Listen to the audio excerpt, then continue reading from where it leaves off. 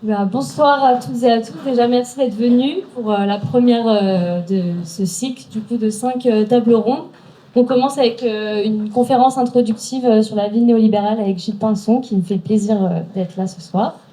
Et du coup, c'était important de commencer par ce thème-là parce que c'est des thèmes qui sont importants à comprendre. C'est un thème qui est assez compliqué, donc on a la chance de pouvoir en parler ce soir.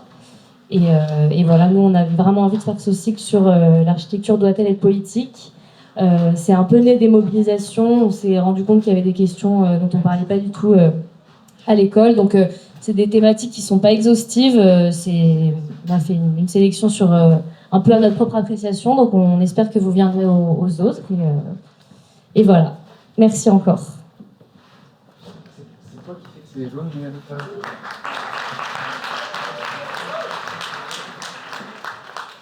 Merci beaucoup. La première conférence, elle a pour titre « Qu'est-ce que la ville néolibérale ?» Et donc c'est Gilles Pinson qui va commencer par une présentation d'environ 45 minutes. Et l'idée ensuite, c'est vraiment que vous ayez des questions pour vraiment amorcer une discussion avec lui, entre nous, etc. Pour vraiment essayer de répondre à tous les questionnements qu'on pourrait avoir vis-à-vis de la ville néolibérale et des politiques urbaines aujourd'hui. Donc je vais vous présenter un peu, Gilles Pinson. Donc, vous êtes professeur de sciences politiques à Sciences Po Bordeaux. Vous êtes également chercheur au centre Émile Durkheim et vous êtes aussi, vous dirigez, vous êtes président du Forum Urbain. Donc, c'est un organisme à Bordeaux qui regroupe un peu les différents chercheurs qui travaillent sur les questions urbaines. Ah, ça n'existe plus. Bon, ça n'existe plus. Mais voilà, c'est un organisme qui regroupait un peu les chercheurs sur les questions urbaines à Bordeaux et qui essayait un peu d'animer le débat public là-dessus. Donc vous travaillez depuis un moment sur les différentes politiques urbaines. Vous vous êtes principalement intéressé à leur transformation au tournant des années 90 et vous avez publié en 2009 un ouvrage qui s'intitule « Gouverner la ville par projet ». Et donc aujourd'hui, on vous a invité pour présenter cet ouvrage, donc « La ville néolibérale », qui est aussi ici, il est à la bibliothèque si vous voulez le voir, enfin le lire, pardon. Donc voilà, il a été publié en 2020 au PUF, donc les presses universitaires de France. Et donc voilà, donc vous ne présentez pas du tout cet ouvrage comme un manifeste, vous le présentez plutôt comme une lecture critique de travaux que vous présentez pour leur qualité. Donc il ne faut pas vraiment le voir comme un manifeste. Donc je pense que cet ouvrage il est assez important pour nous, étudiants en architecture, parce que ça permet vraiment de nous donner des clés de compréhension des projets urbains actuels. Et donc pour les analyser, comprendre dans quel contexte ils sont faits, et pourquoi et comment ils sont faits, je pense que c'est important pour nous en tant qu'architectes. Et vous reviendrez à la fin de vos conférences sur ça vis-à-vis de nous, étudiants et futurs architectes. Donc voilà, donc je voulais vraiment remercier Gilles Pinson de sa présence, parce que c'est pas forcément facile, donc il vient de Bordeaux. Et voilà, merci beaucoup, je pense qu'on peut l'applaudir. Merci. Attendez la fin pour voir si vous m'applaudirez. D'abord, désolé pour le retard. Deuxièmement, merci pour l'invitation. Et puis, troisièmement, le forum urbain, effectivement, n'existe plus, faute de financement, mais bon, il n'est pas inimaginable qu'il reprenne vie et qu'il renaisse de ses cendres. Voilà. Alors, la commande qui m'a été faite, c'est de présenter ce qui est contenu dans un ouvrage qui est paru il y a 2 ans, 3 ans, aujourd'hui, et qui est une manière pour moi d'introduire des travaux qui, en études urbaines, dans la communauté des études urbaines à l'échelle internationale, sont devenus assez dominants, et un paradigme de lecture des transformations de la ville et des politiques urbaines qui est devenu assez dominant, le paradigme qui consiste donc à appréhender la transformation des villes et de leur gouvernance comme déterminé par un processus de néolibéralisation. Donc là, j'ai mis un certain nombre d'ouvrages en anglais qui, depuis presque 20 ans, creusent un peu cette piste théorique. J'ai voulu écrire ce bouquin, alors comme je sais plus ton prénom. Baptiste l'a dit, qui est pas un manifeste. Alors parfois certains le prennent pour un manifeste. Tout le monde y voit un peu ce qu'il a envie d'y lire, mais qui est plutôt en fait un bouquin de prof, très modestement, d'introduction critique à des théories qui existent, qui sont en circulation et qui me semblaient être assez peu connues au moment où j'ai écrit l'ouvrage. Donc c'est un ouvrage d'introduction critique à des thèses qui, vous allez le voir, moi me fascinent assez, tout en suscitant chez moi une espèce de réserve critique. Alors, pour vous donner un peu le contexte de l'émergence de ce paradigme, en fait, cette thèse de la ville néolibérale est portée essentiellement par des géographes plutôt anglophones, anglo-américains, parfois aussi des sociologues, des politistes, plus rarement des urbanistes. Et en fait, c'est au départ plutôt des géographes urbains ou des géographes économiques, donc des gens qui s'intéressent à la manière dont le capitalisme se déploie dans le territoire, dans l'espace, et qui en fait depuis 40 ans en fait s'intéressent aux transformations des villes, et qui au départ les interprètent plutôt comme procédant d'un passage du Fordisme au post-Fordisme, d'une forme de production industrielle à une autre, d'un état du capitalisme à un autre. Et donc en gros, au départ, ils ont plutôt une lecture très matérialiste, qui ne fait pas vraiment rentrer en ligne de compte la question du projet politique. Qu'est-ce qu'il y a, qui se pose pas vraiment la question des idéologies politiques, des entreprises politiques, des programmes politiques, des forces politiques qui ont pu accélérer cette transition. Voilà. Et c'est en fait uniquement à partir des années 2000 que ces auteurs-là disent, en fait, derrière ces transformations économiques qui ont transformé les villes, il y a aussi, avant tout, et à l'initiative de tout ça, à l'origine de tout ça, des transformations politiques et idéologiques qu'ils vont essayer d'interpréter. Et c'est là que la notion de néolibéralisme va apparaître, et c'est comme ça que des gens qui travaillaient plutôt sur la post-modernité, sur le post-fordisme, commencent à travailler sur le néolibéralisme. Alors, pour commencer, peut-être qu'on peut donner une définition première, une définition provisoire. Alors, vous voyez, moi je suis pas archi, je fais des PowerPoint assez moches, plein de textes. Bon, mais voilà, ça sert surtout de pense-bête pour moi, en fait. Alors, en gros, on peut signaler quatre choses, quatre éléments qui constituent cette logique de néolibéralisation. D'abord, une logique de marchandisation, commodification en anglais, qui voit en fait un certain nombre de biens qui constituent la ville être de plus en plus perçus comme des biens économiques qui doivent être liquides, qui doivent être transférables, qui doivent être vendables, qui doivent être évaluables, et qui doivent circuler entre les différents propriétaires. Donc il y a cette idée de plus en plus que pour que la ville fonctionne correctement, il faut qu'elle soit innervée par les mécanismes du marché qui permettent de vendre et d'acheter du sol, des logements, des services, des équipements, des espaces publics. Et puis là, au-delà, l'idée aussi que la meilleure manière d'être un citadin, c'est d'être un citadin entrepreneur, consommateur, plus forcément, principalement, un citoyen ou un habitant. Articulé à ça, il y a cette idée aussi dans le néolibéralisme que pour que la ville soit bien gouvernée et qu'elle fonctionne bien, il faut privilégier des régulations marchandes, faire en sorte que de plus en plus, ce soit les régulations du marché et moins des régulations publiques, la planification, la possession publique des sols, qui gouvernent la ville, qui produisent la ville. Quatrième élément, on y reviendra, c'est la valorisation de la concurrence dans tous les domaines de l'activité sociale et dans toutes les dimensions de la vie urbaine, comme un mécanisme d'ajustement des comportements, à la fois des individus, des firmes, mais aussi des territoires.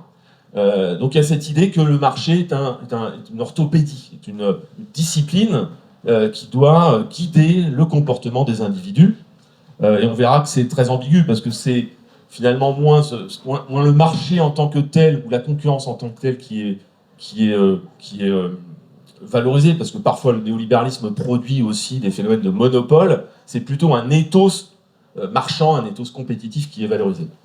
Et sans doute la dernière chose qui est la plus importante, et ce qui souvent crée la confusion entre libéralisme, néolibéralisme, ultralibéralisme, etc., c'est que vraiment la définition du néolibéralisme, elle fait une place importante à l'État. En fait, l'État d'époque n'est pas la victime de ce mécanisme, n'est pas un spectateur de ces mécanismes, il est un acteur très important de cette néolibéralisation. Alors voilà, donc je passe sur le plan, mais en gros, on m'a dit que c'était important de resituer un peu les termes, notamment justement entre libéralisme, ordolibéralisme et néolibéralisme. Donc je vais commencer par ça. Ensuite, je vous présenterai un peu les différentes interprétations du néolibéralisme avant de venir à 3 dimensions de la vie néolibérale et puis de me lancer dans une critique sympathique, autrement dit bienveillante. Alors, d'abord, pour bien comprendre ce que c'est que le néolibéralisme, il faut le comparer au libéralisme.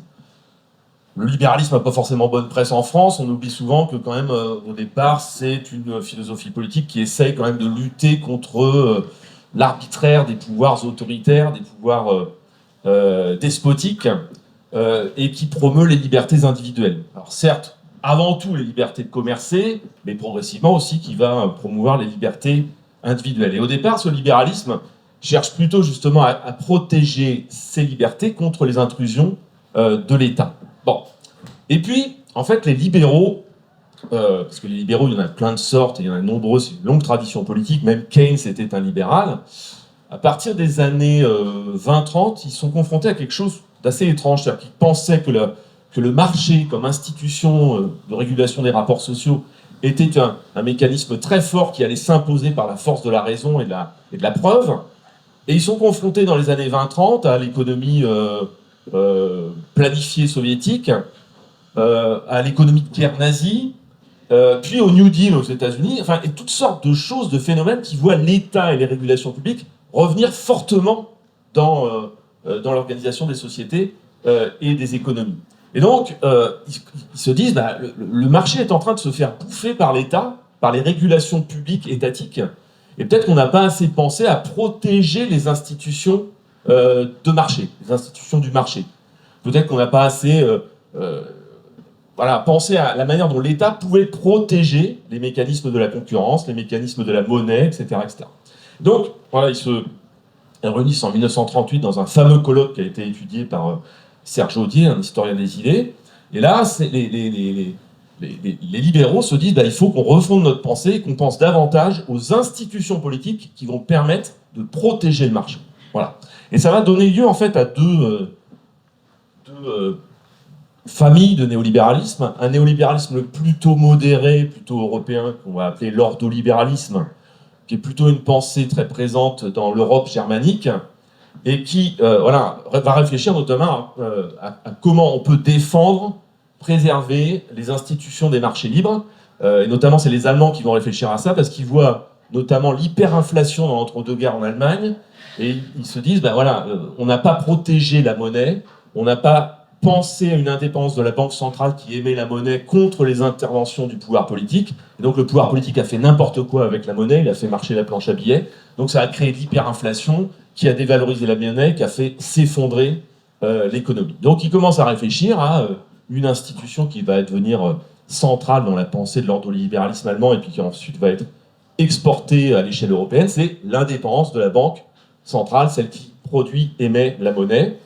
Bon, alors, dans cet ordolibéralisme, il y a quand même tout un ensemble de pensées sur, voilà, il faut protéger les marchés d'eux-mêmes, notamment protéger les marchés du monopole.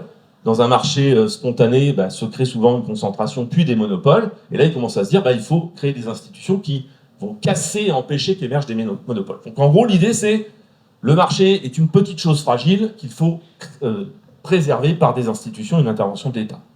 Mais on reste dans un libéralisme qui continue à penser que l'économie, c'est quand même au service d'un projet social, comme dans l'économie sociale de marché. Alors, il y a une version beaucoup plus hardcore du néolibéralisme qui va venir alors, plutôt d'intellectuels venus du monde germanique, comme Friedrich Hayek, mais qui ont migré aux États-Unis, et qui vont inventer le néolibéralisme version américaine, nord-américaine, où là, en fait, certes, on reprend toutes les idées de protection de la monnaie contre l'intervention de l'État, de la politique, mais au-delà de ça, on va plus loin, on dit que le marché est une valeur sacrée, est un mécanisme sacré, divin, qui fabrique les bons comportements, qui fabrique des bons citoyens, qui fabrique des bons individus, des bons pères de famille. Et en fait, ici, le marché doit être une orthobédie sociale qui doit régler les comportements, moraliser les comportements, et qui doit se diffuser dans tous les compartiments de la vie sociale. Alors, et dans cette conception nord-américaine du néolibéralisme, le rôle de l'État, c'est de promouvoir, parfois de manière très agressive, les logiques et la règle du marché par des interventions, par une abolition des mécanismes de l'État social, des mécanismes de redistribution qui créent de l'assistanat, qui créent des personnes mauvaises moralement, etc., etc.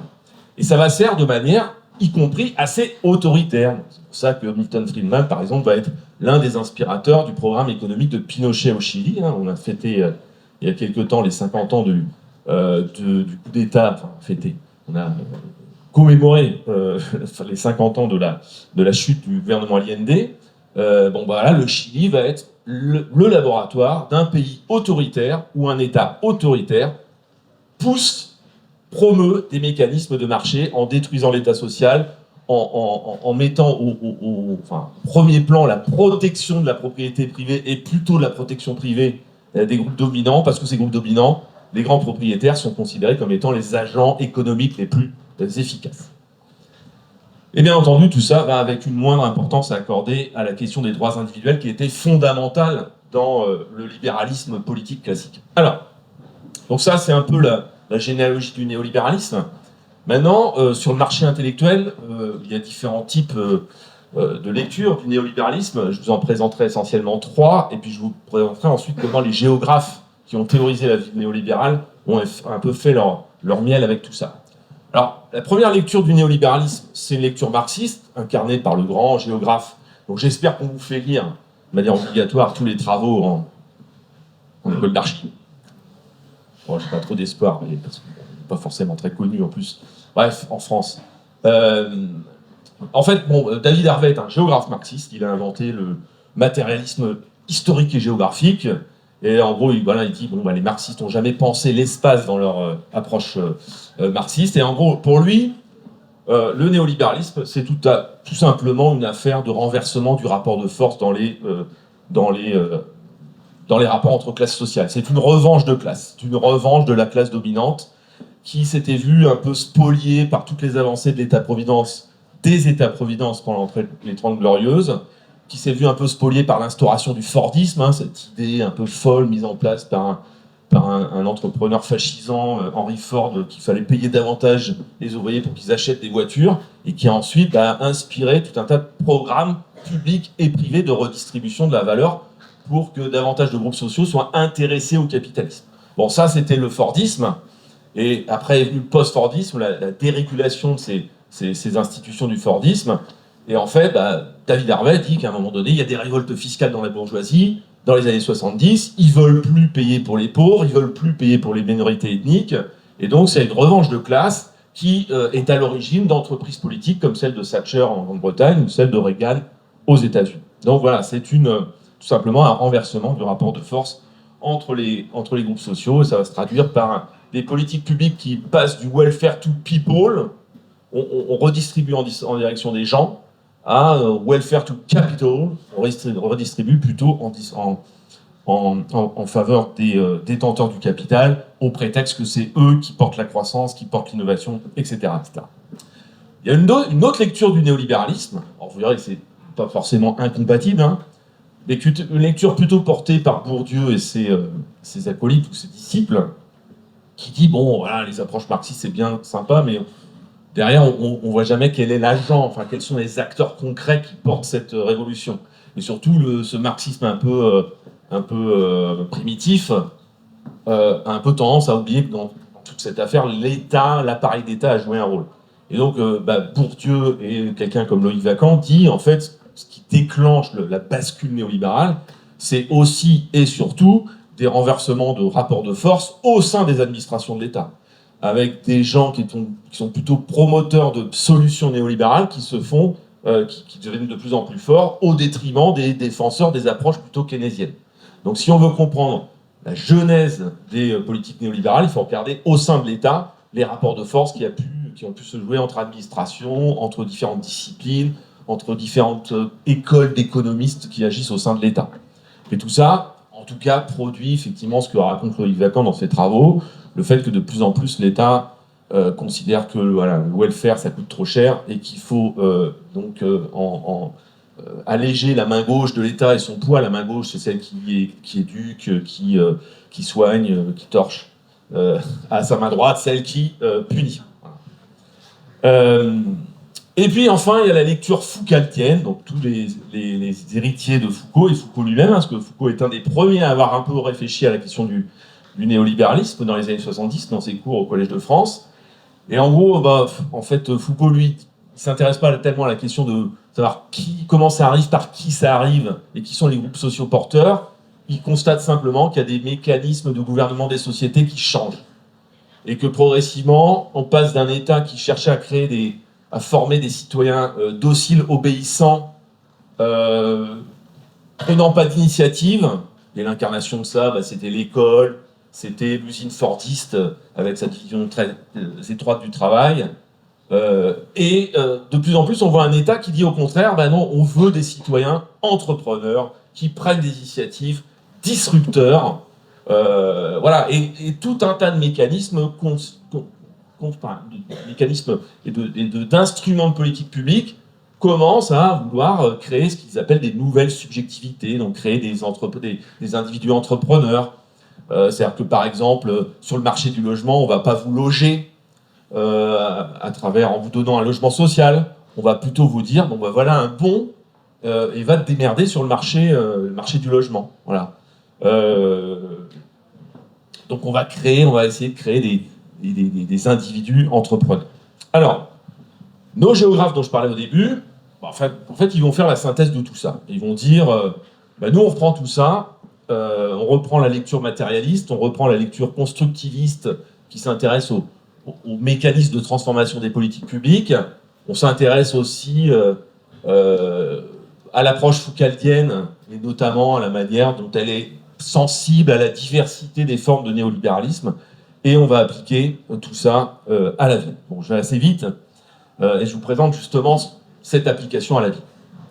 Alors, première étape, c'est la néolibéralisation de l'urbanisme. Bon, ça, c'est la chose la plus facile à comprendre.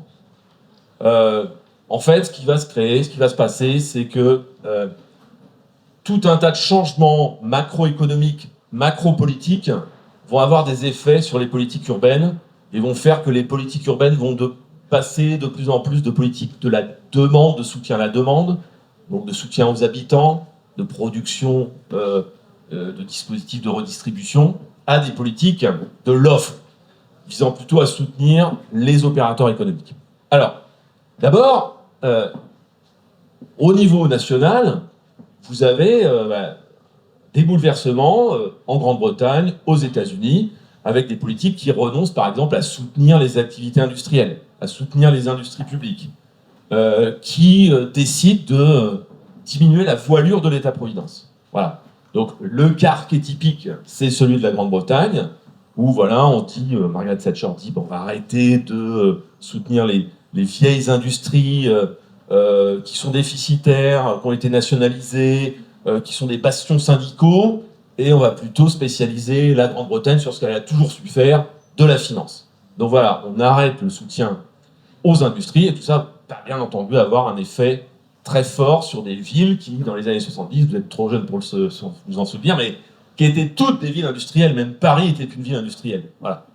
Et puis, les États centraux vont serrer le kiki financier aux gouvernements locaux, et comme en Grande-Bretagne, les gouvernements locaux sont très spécialisés dans la fourniture du welfare, donc dans la production de l'aide sociale, dans la production de logement social, dans les politiques éducatives, tout ça va amener à une réduction du welfare urbain sous pression des gouvernements centraux. Bon, alors au départ, quand on regarde un peu ce qui s'est passé en Angleterre, on voit que les maires, les élites politiques urbaines, elles disent au départ, elles renaclent, elles font de la résistance. On m'avait raconté, quand j'étais en Angleterre, qu'à Liverpool, les trotskistes du Parti travailliste qui dirigeaient la ville à un moment, passaient leur temps à passer des motions au sein du conseil municipal insultant tous les noms Margaret Thatcher. Bon, et puis plus ça va, plus ils l'insultent, plus ils voient leur transfert baisser, donc ça ne marche pas. Donc certains se disent, il va peut-être falloir qu'on change notre stratégie. Et puis en plus, tous s'attendaient à ce que Margaret Thatcher fasse qu'un mandat. Manque de bol, les Argentins ont attaqué les Malouines, les Falklands, et ils ont repris pour encore 4-5 ans de Margaret Thatcher. Donc ils sont tellement désespérés qu'ils se disent bon, eh ben, on va faire avec ce gouvernement en place et avec les politiques qu'il nous impose. Et comme ce gouvernement veut qu'on ait des politiques beaucoup plus pro-business, beaucoup plus favorables à l'investissement immobilier, eh bien allons-y gaiement. Donc on voit progressivement dans les années 80-90, et pas seulement en Angleterre, mais aussi en France, où on voit émerger ces figures de maires entrepreneurs, des maires qui disent notre boulot, c'est plus uniquement d'accompagner les politiques de l'État et de faire un peu des politiques sociales à la marge. Notre mission en tant que maire, c'est de positionner les villes, notre ville, dans un marché international des territoires qui est de plus en plus concurrentiel. Donc ça va se traduire par notamment la renaissance des grands projets urbains. L'urbanisme se reconfigure non plus autour d'une approche très plan-plan de régulation du droit des sols et de production de logements sociaux. Non, on va se lancer dans des grands flagship projects, donc les Euro-Atlantique, Euro-Méditerranée. Là, vous avez la confluence à Lyon. Donc des politiques créant des vitrines urbaines pour attirer un certain nombre de groupes sociaux, notamment les groupes sociaux dont on pense qu'ils sont à l'origine de la croissance urbaine, comme les cadres, les classes créatives plus récemment. Ça va être une période merveilleuse pour les archis, parce que ça va être la grande période où les archistars vont faire leur apparition, surfant sur la vague de cette réintroduction d'un goût pour la qualité urbaine, pour les espaces publics. Parce que ce qui est très ambigu, et ce à quoi il faut être attentif pour vous archis, c'est que ce mouvement des projets urbains qui vendent la ville sur un marché international, c'est aussi un moment où on tourne le dos à l'urbanisme fonctionnaliste et on redécouvre l'intérêt de travailler les espaces publics, de travailler la qualité architecturale, parce qu'on sait bien que les élites urbaines en recherche de localisation sont sensibles à ces éléments-là. Donc David Harvey dit, voilà, dans les années 80, les archis disent, bon allez, la planification, l'urbanisme pour redistribuer et pour faire la ville pour tous, c'est fini. On se met au service de la production d'une architecture qui plaît au goût des groupes sociaux dominants. Je vous l'ai fait un peu caricatural pour vous provoquer, mais enfin c'est un peu l'idée. Bon, et puis ça se traduit par tout un tas de trucs. Alors, state-led gentrification, on s'est rendu compte qu'au départ, la gentrification, c'était peut-être un processus spontané, puis progressivement, on se rend compte que les villes ont bien compris tout le profit qu'elles pouvaient tirer de la gentrification. La gentrification, ça remplace dans les zones centrales des villes les pauvres par des riches, et les riches payent plus d'impôts. Bon, en tout cas, les classes moyennes, qui ont peut-être une classe moyenne supérieure, qui ont un peu moins de possibilités de faire jouer l'optimisation fiscale. La culture est enrôlée dans ces stratégies d'attractivité.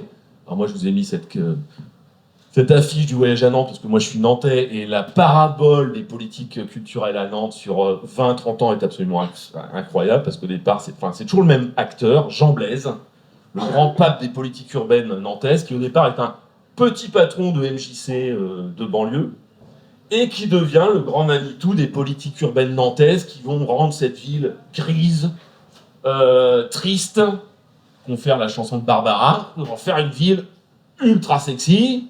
Bon, je dis ça, je ne sais pas si c'est partagé, mais qui va créer sa marque à travers la culture. Voilà. Et une culture dont on vous dit à Nantes, la culture, c'est certes pour faire un peu de démocratisation culturelle, mais c'est pour faire du marketing territorial. Et le voyage à Nantes, c'est non seulement tout un tas d'opérations culturelles telles qu'Estuaire, qui est une espèce de biennale de land art, mais c'est aussi la gestion d'infrastructures muséales, c'est aussi tout un tas d'éléments de branding urbain. Ça crée une marque qui permet de vendre Nantes à l'étranger. Alors, ça, c'est la néolibéralisation du capitalisme, c'est ce qui est peut-être le plus simple à comprendre. Le deuxième aspect de la ville néolibérale est peut-être un peu plus conceptuel, un peu plus compliqué à expliquer. En gros, c'est l'urbanisation du néolibéralisme. Qu'est-ce que ça veut dire ? Ça veut dire qu'en gros, les villes deviennent l'écosystème naturel du capitalisme néolibéral, financiarisé, globalisé. Je ne sais pas si on vous parle d'Henri Lefebvre dans vos cours en archi. Mais Henri Lefebvre disait un truc marrant. Il disait le capital, il a deux circuits. Le circuit secondaire, le circuit classique. Les capitalistes mettent l'argent là où il y a les rendements les plus efficaces. Et là où sont ces rendements les plus efficaces dans les années 50-60, c'est l'industrie. Et puis des fois, ils ont des surplus, ils ne savent pas quoi en faire. Donc, ils vont investir un peu dans l'immobilier, mais c'est vraiment du placement de père de famille, un peu secondaire, qui ne génère pas beaucoup de rendement, qui permet de faire des placements un peu sûrs. Bon. Et puis, il nous dit, bon, il y a des pays un peu bizarres, genre l'Italie, l'Espagne, le Portugal, la Grèce, où l'industrie est un peu faible. Enfin, pour l'Italie, c'est que pour l'Italie du Sud que ça vaut. L'industrie est faible, et donc, par contre, le monde du BTP est très fort, entretenu notamment par le tourisme. Et donc, en fait, dans ces pays, bizarrement, le capitalisme immobilier est premier par rapport au premier, enfin, le circuit secondaire est plus important que le circuit primaire. Mais c'est une exception. Dans tous les pays capitalistes normaux, les capitalistes mettent leur argent dans l'industrie. Bon. Et en fait, ce qui va se passer, c'est que ce que Lefebvre considérait comme secondaire va devenir principal. C'est-à-dire que les villes et tout ce qu'elles comportent, logements, équipements, sols, vont plus devenir uniquement des placements de tranquillou, de pères de famille, vont devenir des placements extrêmement rémunérateurs. Vont susciter un intérêt très fort des capitalistes. Et puis là-dessus va se créer un phénomène qu'on appelle la financiarisation. De plus en plus, les financiers vont s'intéresser aux biens urbains et vont faire en sorte que ces biens deviennent de plus en plus liquides, qu'ils s'échangent de plus en plus facilement. Donc voilà, par exemple, la défiscalisation, je ne sais pas si vous avez entendu parler de ça, mais voilà, on demande à vos parents ce qu'ils veulent faire de leur épargne, et le banquier va leur dire vous avez des produits de défiscalisation, là, vous habitez à Montpellier, mais c'est pas grave, je vous propose d'acheter un appartement pour étudiants à Lille.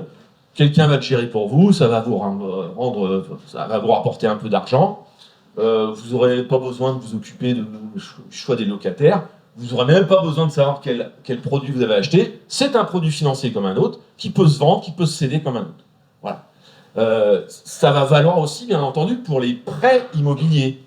La fameuse crise des subprimes, c'est le produit d'un processus par lequel même les emprunts immobiliers, les hypothèques, comme ils disent aux États-Unis, vont devenir un bien financier, un produit financier qu'on peut échanger, sur lequel on peut spéculer. Puis à un moment donné, on spécule et puis on se rend compte que ces titres fondés sur des emprunts, en fait, au départ, c'est de la dette de gens très pauvres et qui sont sans doute pas solvables. Et donc, panique générale, crise des subprimes qui fait s'effondrer tous les marchés immobiliers aux États-Unis, en Espagne, etc. Donc en gros, voilà, la ville, et ça, David Harvey le dit beaucoup, c'est pas uniquement l'immobilier, le sol, c'est pas uniquement une destination secondaire des investissements, c'est devenu une destination primaire, importante, ce qui explique pourquoi il y a une envolée des prix immobiliers, ce qui explique pourquoi de plus en plus les boîtes de promotion, les banques, les entreprises de la finance ont leur filiale de promotion. Pourquoi en France, par exemple, les banques ont toutes constitué leur filiale de promotion immobilière. Voilà. Troisième volet, alors là, qui vous concerne peut-être moins parce que ça concerne plus des questions politiques, mais bon, j'en parle quand même. En fait, la ville néolibérale, et notamment cette promotion des logiques de concurrence et de cet ethos marchand, elle va aussi concerner la manière dont on gouverne la ville, et la manière aussi dont les rapports entre l'État et les villes s'organisent. Je vais vous prendre 3 exemples. Je vais d'abord vous prendre l'exemple des rapports entre l'État et les villes, en m'appuyant beaucoup sur le travail d'un bon ami commun, Xavier et à moi, Renaud Epstein, qui a travaillé sur la rénovation urbaine. Vous savez, cette politique qui consiste à démolir et reconstruire les grands ensembles, enfin à reconstruire différemment.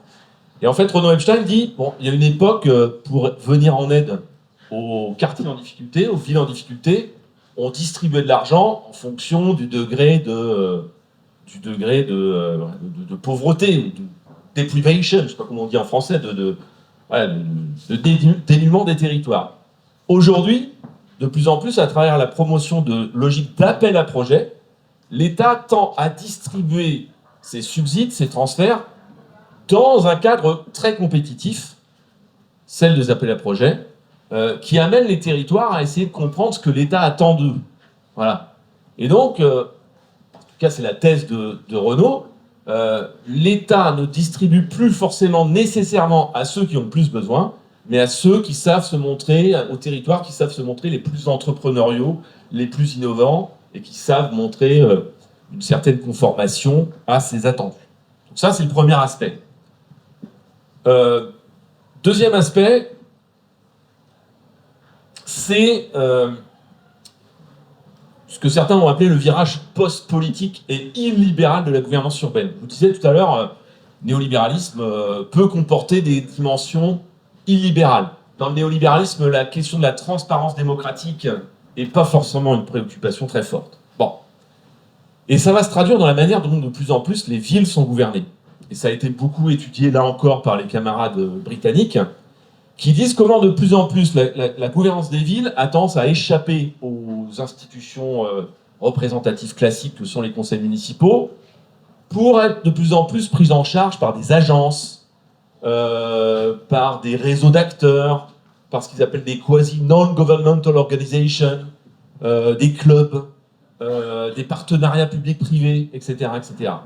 Et sur les villes britanniques, on le voit très bien, comment un certain nombre de quartiers dans les villes britanniques ont été disons, retirés à la gestion municipale pour être de plus en plus confiés à des grandes agences, un peu comme les établissements publics d'aménagement, hein, qu'on voit à la Défense, qu'on voit à Marseille ou qu'on voit à Bordeaux, qui gèrent des portions de ville à la place des conseils municipaux, parce qu'on considère que les conseils municipaux ne sont pas assez compétents et surtout ne sont pas assez sensibles aux desiderata des investisseurs et des acteurs de l'immobilier.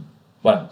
Alors, à côté de ça, d'autres auteurs disent, bon, alors tout ça, c'est une logique d'évasion institutionnelle, c'est-à-dire les processus de décision échappent aux arènes qui les rendaient les plus visibles.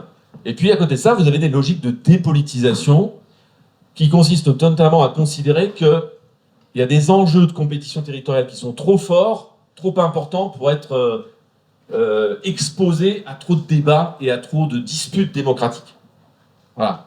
Alors ça, c'est ce que raconte notamment Slavoj Žižek, ce que raconte aussi le philosophe Jacques Rancière, comment nos élites ont tendance à considérer qu'il y a des enjeux, notamment de lutte contre la dette, de compétitivité économique, qui sont trop importants pour être exposés à la dispute démocratique et pour être contestés par des gens déraisonnables. Ce qui explique pourquoi, sur Notre-Dame-des-Landes, sur la... C'est quoi l'autoroute ? La 69.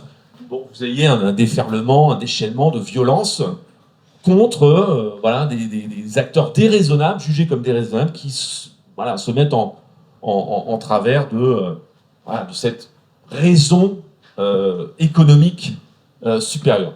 Alors, souvent, la gouvernance métropolitaine, alors vous êtes parisien, c'est peut-être pas facile à comprendre vu la faiblesse de votre gouvernance métropolitaine, vu que vous avez une métropole du Grand Paris dont on se demande à quoi elle sert, sinon faire des appels à projets, justement, sur des bouts de quartiers de gare. Mais disons que là où la gouvernance métropolitaine fonctionne bien, comme notamment les grandes villes de province en France, elle a parfois été identifiée comme justement un lieu tellement invisible par les citoyens, où se passe tellement de choses, où sont tellement concentrées les ressources d'action publique, que ça peut être considéré comme un cas de dépolitisation et d'évasion institutionnelle. C'est-à-dire que les grandes décisions sont prises par des maires dans des cénacles dont n'ont quasiment pas connaissance les citoyens. Et puis, enfin, pour terminer sur cette gouvernementalité urbaine néolibérale,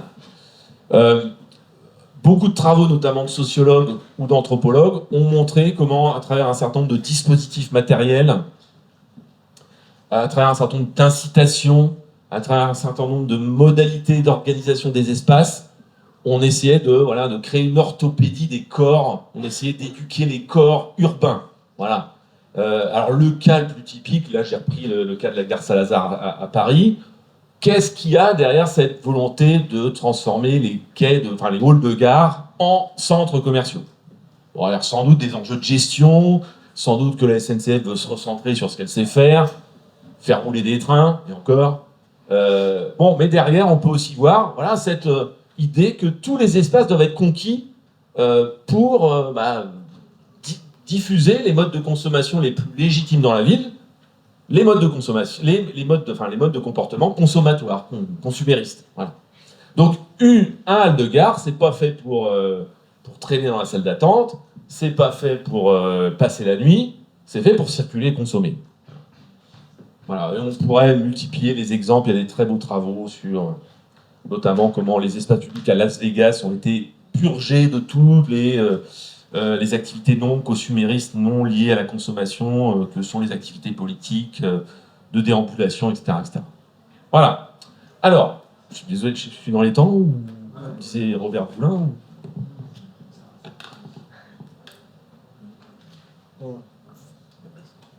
Je voulais juste terminer par une petite critique sympathique.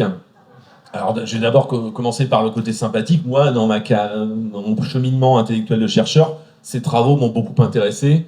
D'autant plus que voilà, on n'en parlait pas beaucoup en France, et j'étais quand même assez étonné qu'on n'en parle pas en France parce que il me semblait assez puissant et surtout avoir le mérite de réintroduire de la structure du capitalisme dans des débats sur la ville qui me semblaient avoir un peu été expurgés de ces dimensions-là.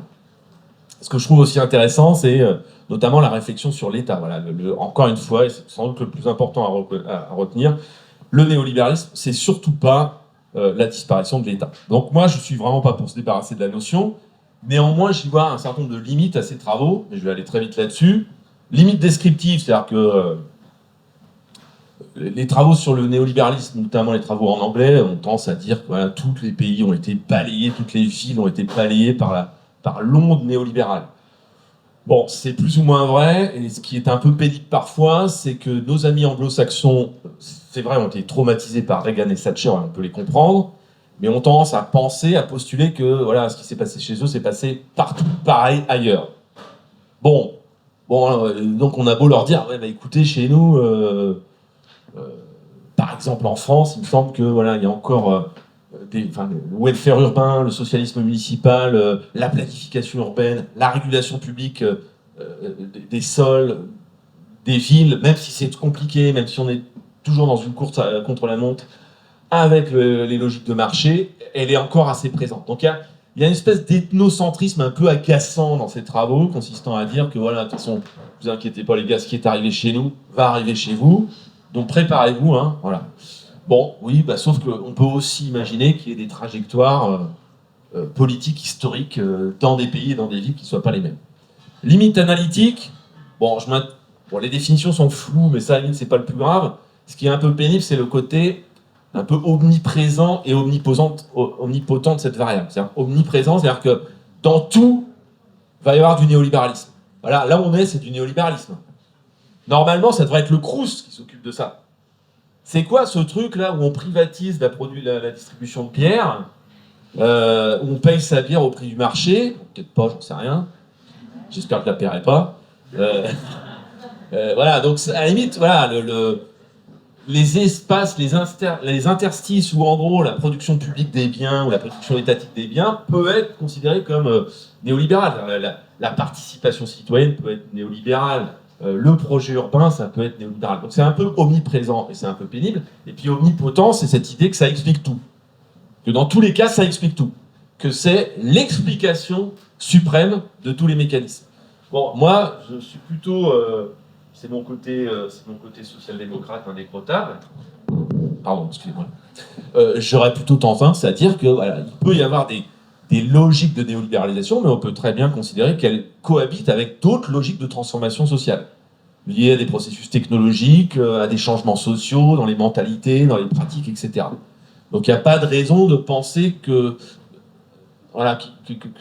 dans un cadre théorique qui permet d'expliquer les changements, le néolibéralisme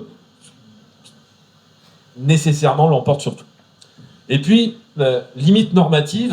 Alors qu'est-ce que ça veut dire limite normative? C'est-à-dire que là, je m'attaque un peu au manifeste qu'il y a dans ces travaux sur le néolibéralisme, parce que voilà, les auteurs revendiquent que leurs travaux de recherche en sciences sociales ne sont pas forcément complètement neutres, ils doivent aussi servir les mouvements de résistance. Bon. bah, je trouve que même là, même si on accepte cette idée que les sciences sociales doivent nourrir la critique et la résistance, bah, peut-être que voilà, on va parfois un peu trop loin. Alors, au risque de me faire taper dessus, par exemple, il y a une manière de concevoir le marché, le capitalisme, de manière un peu sommaire. De ne pas voir que parfois, la réintroduction de marché dans certains domaines peut créer au contraire de la respiration, de plus de liberté.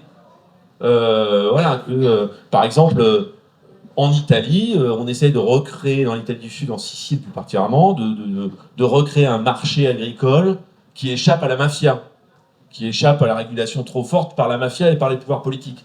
Donc de recréer un marché à peu près sain. Voilà, ben ça c'est une logique de sortie de l'aliénation. Bon, voilà, donc attention à mon sens, à pas voilà, voir le capitalisme comme une forme universelle qui n'aurait pas de variété. Bon. Et puis surtout, à force de se concentrer sur le néolibéralisme, on finit par oublier de documenter et d'analyser d'autres processus de transformation. Par exemple, voilà, l'économie sociale et solidaire, bon, c'est peut-être un truc un peu périphérique, mais ça participe peut-être à réguler les villes autant que le néolibéralisme. Le socialisme municipal a encore de beaux restes. Alors, je ne parle pas de Carole Delga ou de Clément Rossignol, mais voilà, le fait qu'aujourd'hui, dans les villes, il y a encore beaucoup quand même de logements sociaux, d'espaces publics, montre bien qu'il y a tout un ensemble de politiques publiques qui sont régulées par autre chose que le libéralisme. Et puis, bon, on m'a dit qu'il fallait quand même que je parle un peu, et je vais arrêter là après, des implications pour les archis. Voilà, qu'est-ce que... Je ne veux pas vous dire comment il faut que vous pensiez, hein, vous êtes grand, mais en gros, bon, en quoi ça pourrait inspirer un jeune archi en formation? Alors peut-être, première chose, je vous dirai pourquoi ensuite j'ai mis la couverture de ce bouquin qui vient d'obtenir le prix de Renaudot, je crois, et que j'ai lu sur les conseils de Xavier Capodano, libraire du genre urbain. Alors, première idée, c'est dépasser une vision irénique du renouveau urbain. On entend souvent dans le discours des archis, on en sent souvent dans toute la production, notamment autour de l'atelier projet urbain. Enfin, ça date un peu, mais dans les années 90-2000, il y a l'atelier projet urbain qui est animé par Ariel Asmas-Bounji au ministère, qui s'appelle à l'époque le ministère de l'Équipement, et qui nous dit, voilà, la ville renaît, les centres urbains renaissent. On a tourné le dos à l'urbanisme fonctionnaliste qui avait détruit les centres, qui avait détruit l'urbanité. Et voilà, on vit un nouveau moment urbain, comme à la fin du XIXe siècle. Et comme à la fin du XIXe siècle, ce nouveau mouvement urbain voit la réapparition de l'art urbain, de l'art de la composition urbaine. On fait beaucoup plus de place aux concepteurs, donc vous, par rapport aux ingénieurs et aux juristes. Voilà, donc c'est une espèce de moment de grâce pour les architectes que ces années 80-90, où on redécouvre le sens de la ville, et enfin on laisse les architectes s'épanouir en concevant de nouveaux espaces urbains plus amènes, plus accueillants, plus favorables à la mixité, etc. etc. Bon. Ouais, à ça j'ai envie de dire, bah oui, mais ce renouveau urbain, vous êtes bien gentils, vous les archis, vous avez peut-être tendance à penser que c'est... grâce à une alliance divine entre des maires visionnaires et des concepteurs exceptionnels. Moi, j'ai discuté une fois avec Chemetov, fils, je ne me rappelle plus, c'est Alexandre. Alors, j'espère qu'il n'a pas des espions ici, mais voilà, qui me racontait comment l'île de Nantes, c'était sa relation avec Jean-Marc Ayrault. Le renouveau de l'île de Nantes, les archis aiment bien penser comme ça, que la ville est faite de rencontres entre le grand édile mécène et le grand concepteur génial, protégé des méchants promoteurs par l'édile. Bon.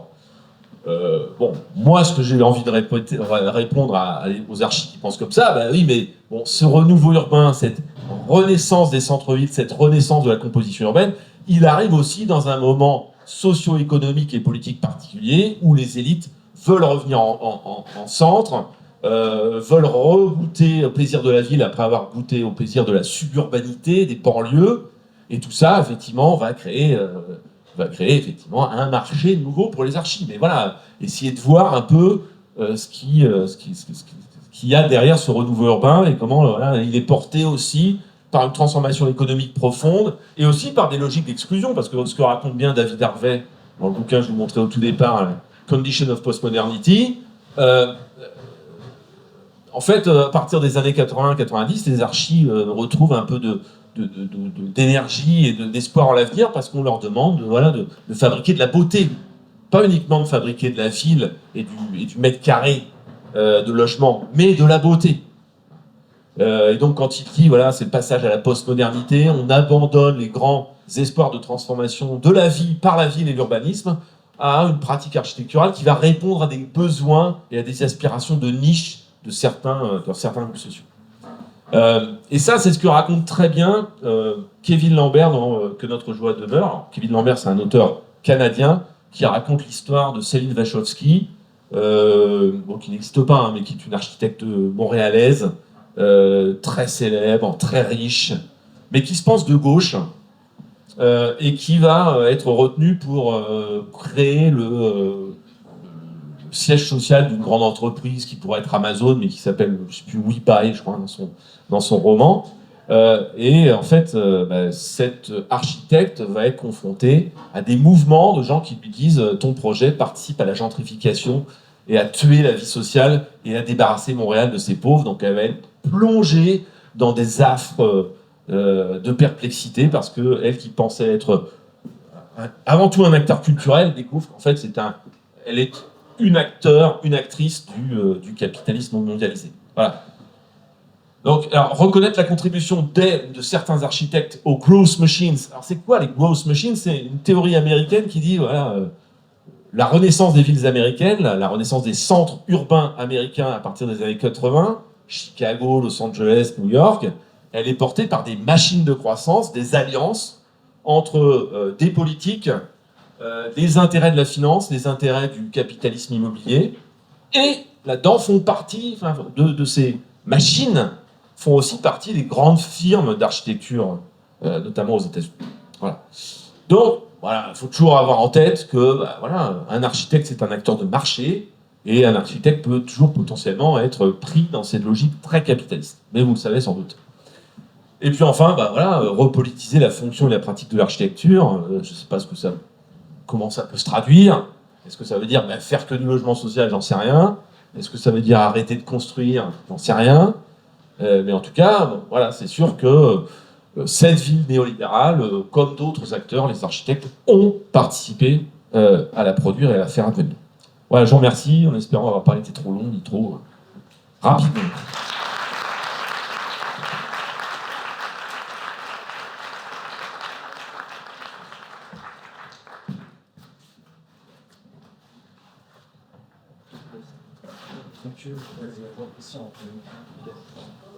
Écoutez, merci beaucoup. Ce fut très dense en tout cas pour moi.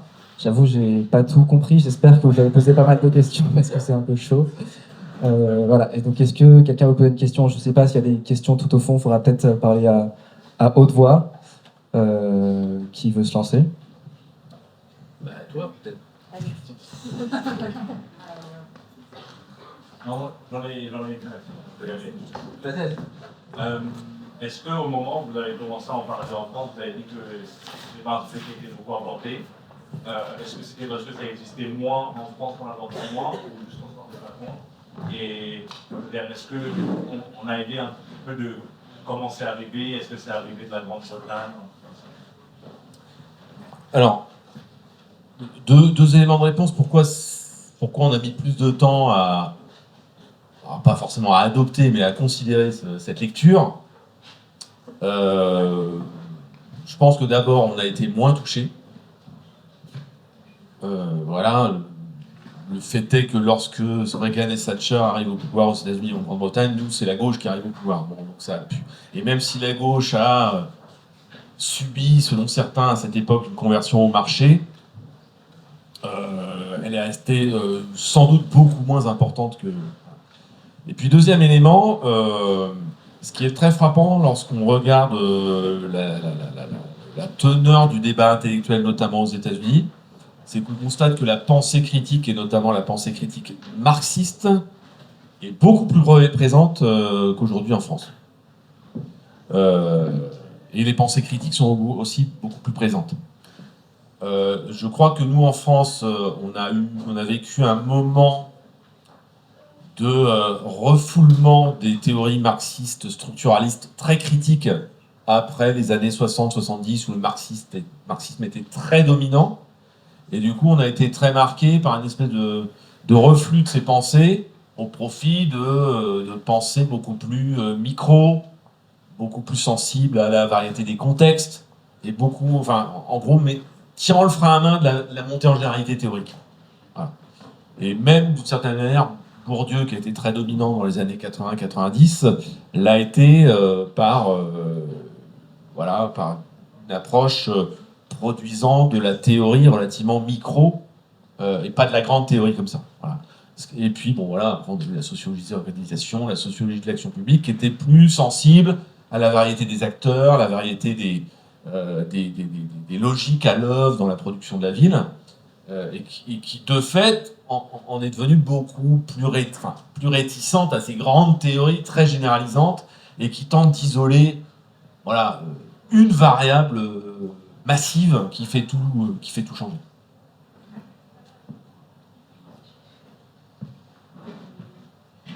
Est-ce que quelqu'un d'autre a une question? Vas-y. Vas-y. Déjà, merci pour votre introduction. Très intéressant. J'avais des questions concernant la lecture de certains phénomènes contemporains de la vie en France, et en particulier à Paris, en perspective avec la théorie de la ville générale. Qu'est-ce que vous pensez, par exemple, de décisions politiques parmi les années 2000, comme par exemple la loi SRU et la création de banlieue, plus récemment, ce que vous disiez précédemment que les néolibéralistes s'opposaient à une théorie fortiste de la ville dans laquelle les industries ont toute leur place. Par rapport à ça, qu'est-ce que vous pensez, par exemple, de l'incitation politique aujourd'hui à réintroduire l'industrie dans les villes et à recréer de l'activité industrielle est-ce que ça peut se dire sur un prisme justement de politique libérale? Il y a plein de choses dans votre question, SRU, en rue, etc.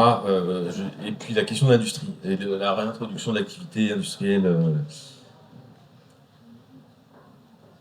Voilà, la loi SRU, dans la lecture de la vie néolibérale, elle est incompréhensible.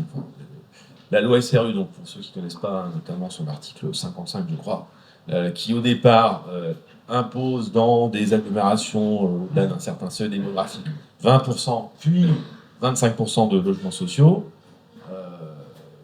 Alors on peut la critiquer dans tous les sens parce qu'elle est fondée sur une idée un peu vague de la mixité sociale.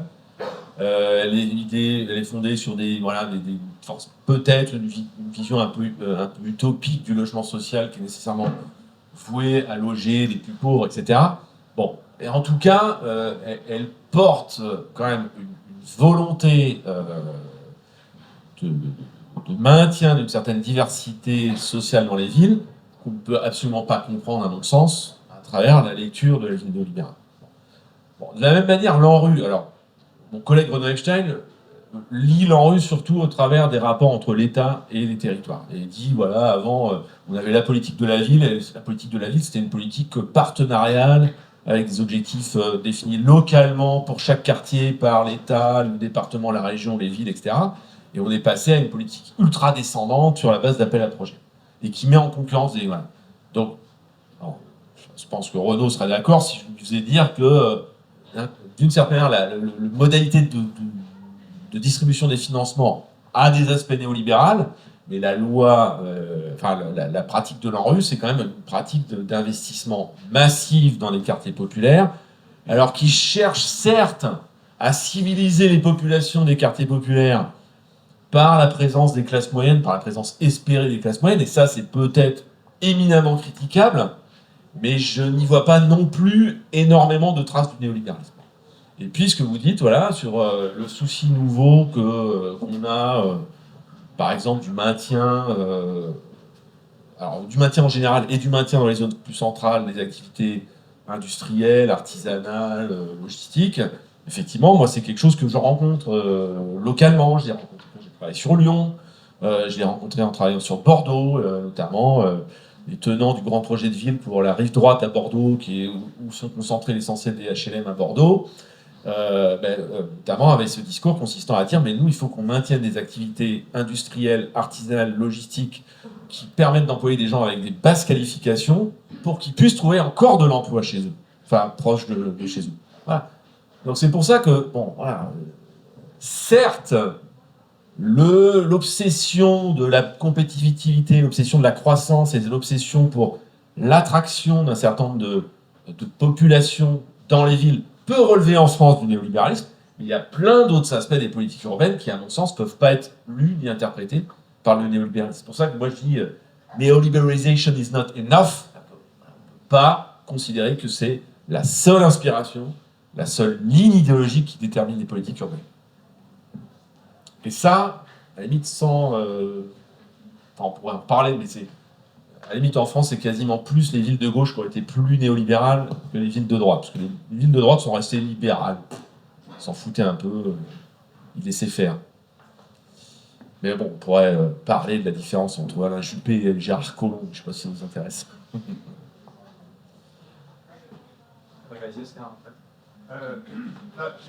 beaucoup pour la conférence. Moi, c'était plus une question historique, mais du coup, ça rebondira sur ce que vous venez de dire. Pour essayer de comprendre vraiment ce que, physiquement, ça consiste à la néolibérale, vous parliez des grands projets mitterrandiens des années 80, par exemple, le déplacement des Halles à Rungis, etc. Ça, le déplacement des Halles, ce serait quelque chose qu'on pourrait plutôt mettre du côté de la vie néolibérale, je pense que ce serait une activité industrielle qu'on va déplacer pour y mettre à la place de centre commercial. Mais est-ce que, par exemple, les grands projets mitterrandiens et cet urbanisme un peu de la défense, de l'interventionnisme en quelque sorte, est-ce que ça relève de la vie néolibérale alors que c'est un gouvernement de gauche? Et j'ai un peu de mal à comprendre à quel moment Paris devient une ville néolibérale, si on en a déjà eu, et si oui, est-ce que c'est avec Mitterrand? Alors, d'abord, les Halles, c'est pas Mitterrand, hein, c'est avant. Ouais. Alors, c'est intéressant parce que, justement, moi je prends souvent le cas de la défense, alors pas tellement de l'Arche de la Défense, mais de ce qui s'est passé avant, pour dire, pour notamment mettre un peu le trouble dans ces bornages historiques sur lesquels travaillent un peu les gens qui travaillent sur la néolibéralisation. Parce qu'en gros, il y a une bascule idéologique très forte entre les années, ce qu'il y a avant les années 80 et ce qui vient après. Et c'est vrai que quand on regarde la Grande-Bretagne, ça marche très bien. Tout simplement parce qu'on ne se rend pas compte à quel point la Grande-Bretagne, avant l'arrivée, le retour des conservateurs, a pu être extrêmement keynésienne, nationalisatrice. Enfin, les Anglais, ils avaient nationalisé même les transports urbains. Il faut se rendre compte. Ils avaient une politique extrêmement ambitieuse de logement social. Voilà. Et en plus, ils internalisaient tout. C'était les communes, c'était les municipalités qui faisaient tout. Bon. Et puis, effectivement, Thatcher arrive et elle vend le logement social, elle vend la ville aux investisseurs, elle marginalise les gouvernements locaux qui sont trop associés au welfare. Bon. Nous, en France, en fait, le problème, c'est qu'on a pratiqué le néolibéralisme bien avant l'heure. La création de l'établissement public d'aménagement de la Défense, 58 je crois, quand vous regardez les travaux qui ont été faits là-dessus, c'est objectivement fait pour faire concurrence à Londres et faire émerger un secteur de l'immobilier de bureaux en France qui n'existait pas. Donc l'État décide d'une grande opération sur une zone qu'il confisque aux gouvernements locaux pour la confier à un établissement public d'aménagement qu'il dirige lui-même, pour rentrer en compétition avec Londres et susciter l'émergence de professions, d'entreprises spécialisées dans l'immobilier de bureau. Ça, dans les années 50. Théoriquement, le cœur des 30 Glorieuses et du keynésianisme.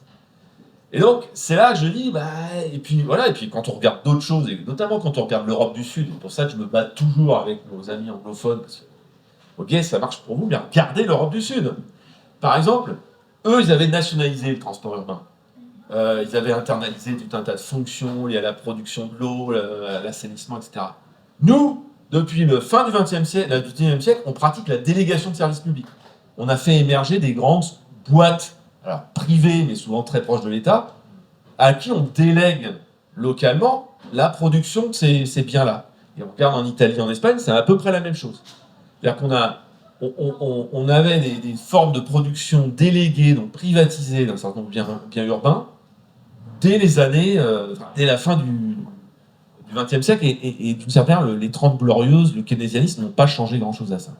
Et donc, bon, alors pour répondre de manière peut-être un peu trop théorique à votre question, c'est vrai que ce qui est embêtant, c'est l'application de cette lecture un peu avant-après. C'est intéressant de réfléchir avec le néolibéralisme, si justement on se débarrasse un peu de ces lectures un peu trop par période, qui marchent très bien encore une fois pour la Grande-Bretagne, et aussi un peu pour les États-Unis, mais beaucoup moins pour la France par exemple. Et donc, à quel moment Paris devient néolibéral c'est compliqué, parce que Paris s'embourgeoise plutôt sous Chirac, mais Chirac c'est du clientélisme, c'est pas du néolibéralisme. Et les vraies politiques, la vraie mise au travail des politiques urbaines à Paris, c'est avec Delanoë. Et c'est ça qui est ambigu, c'est-à-dire qu'en fait, la droite en France, elle a toujours été plus libérale. Elle a été libérale au sens 19e siècle. On fait pas. Moi, quand je suis arrivé à Bordeaux depuis Lyon, j'ai halluciné. La droite bordelaise, c'est la bureaucratie municipale, intercommunale est quand même très mauvaise. Excusez-moi, j'espère qu'ils ne sont pas là, mais comparé notamment à Lyon.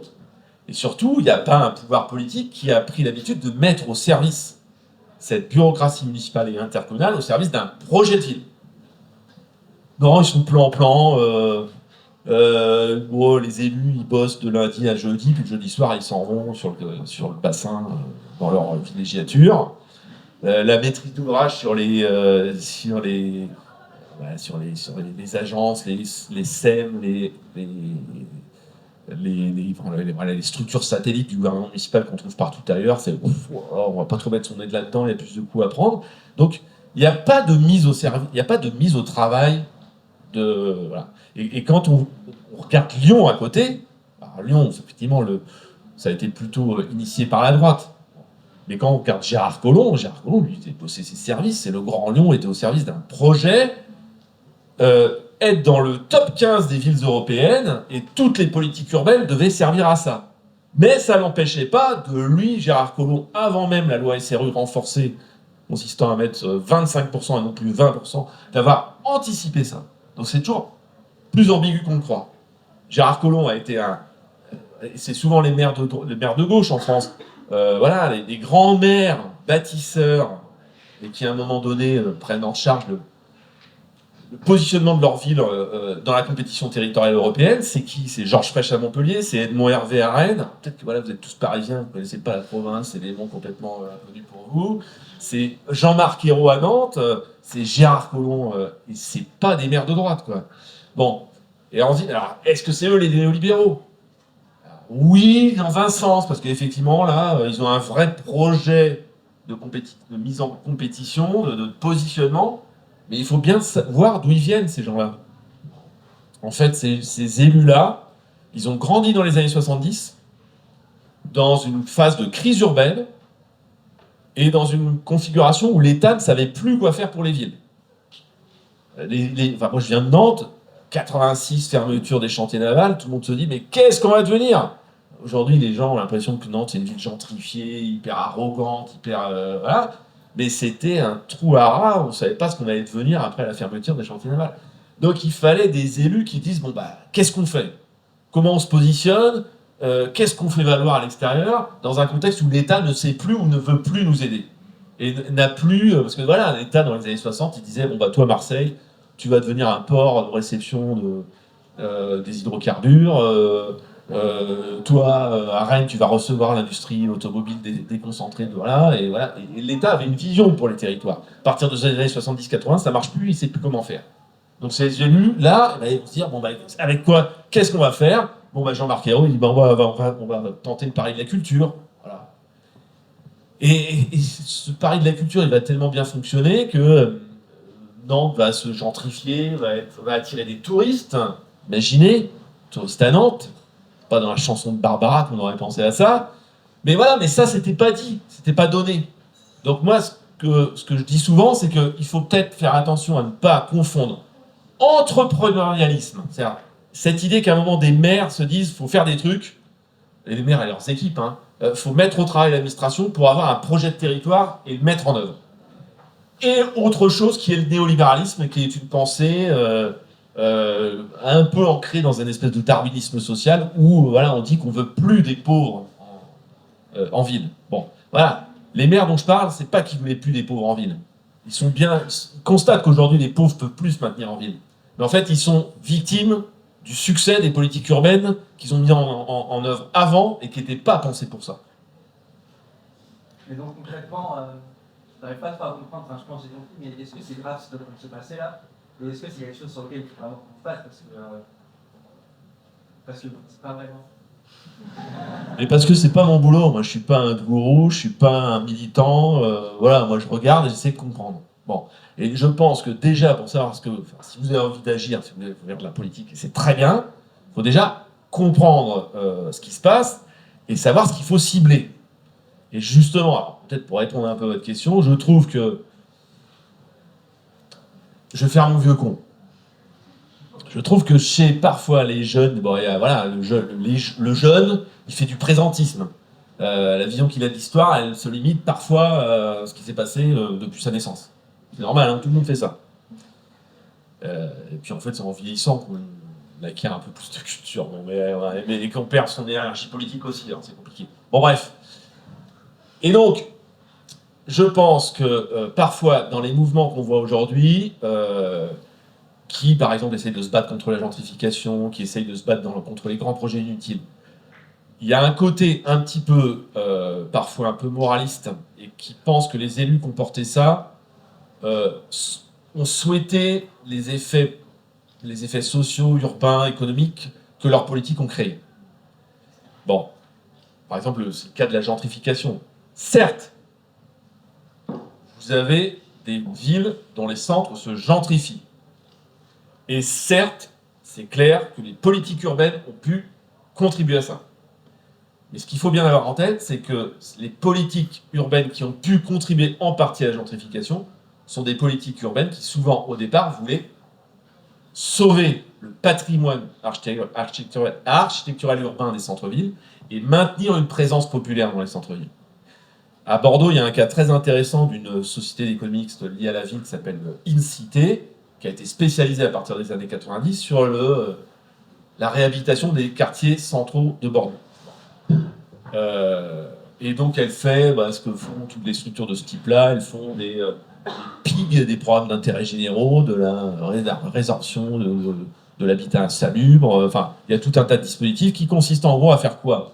À offrir des subventions, à apporter des subventions à des propriétaires bailleurs qui louent leurs biens ou des propriétaires occupants qui n'ont pas beaucoup de moyens pour faire des travaux de rénovation, et notamment de rénovation énergétique. Et lorsqu'il s'agit de propriétaires bailleurs, en échange d'un engagement à maintenir le loyer pendant un... Voilà. Ça, en fait, ça a été inventé dans les années 70, et c'est ce qui a permis de maintenir, de faire qu'en France, on n'ait pas des centres-villes désertés, comme ça peut être le cas en Amérique du Nord. Bon. Voilà, mais ça, et moi, quand je parle à des militants à Bordeaux, ils me disent « les cités, faites de la gentrification. » Mais non, pas ça. Enfin, ils ne font pas de la gentrification. Ils ont des outils. Ces outils ont parfois des limites, parce qu'effectivement, souvent, quand on conventionne avec un propriétaire, on lui dit « on t'apporte des subventions, mais tu plafonnes ton loyer », au bout d'un moment, dans certains dispositifs, ce conventionnement, il est limité dans le temps. Bon. Et après, il faut savoir ce qu'on fait après. Voilà. Et donc, ils font avec les instruments qu'ils ont, et voilà. Et parfois, ces instruments peuvent effectivement créer des effets pervers. Une fois, justement, à Bordeaux, moi j'en ai parlé à Philippe Poutou, je lui ai dit, mais Philippe... Non, je n'ai pas dit ça.